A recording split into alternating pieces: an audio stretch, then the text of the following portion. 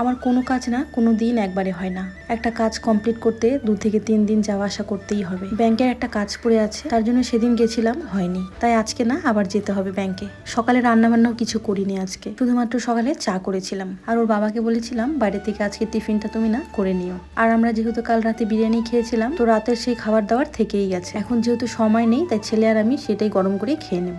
ভেবেছিলাম সংসারের টুকিটাকি কাজগুলো একটু কমিয়ে দেবো, যেহেতু ছেলের এক্সাম চলছে, তার মধ্যে ব্যাংকেও যাওয়া আসা করতে হচ্ছে, সেজন্য একটু সময়ের দরকার। কিন্তু যখন ঘর পরিষ্কার করতে শুরু করি, তখন মনে হয় এটা ওটা সবটাই করে নেই। সমস্ত কাপড় জামা গুছিয়ে ঘরগুলো একটু ঝাড় দিয়ে নিলাম। আর ঘর ঝাড় দেওয়া হতে হতেই দেখলাম উঠানের মধ্যে কত পাতা পড়ে আছে, তাই উঠানটাও একটু সাথে সাথে ঝাড় দিয়ে নিলাম। আর তারপর হাত মুখগুলো ধুয়ে এসে ছেলে আর আমি সকালের খাবারটা খেয়ে নিলাম। আর দোকানের বাসন, ঘরের বাসন সমস্ত তো ভিজিয়ে রেখেছিলাম, আর সেগুলো মেজে স্নানটা সেরে নিলাম।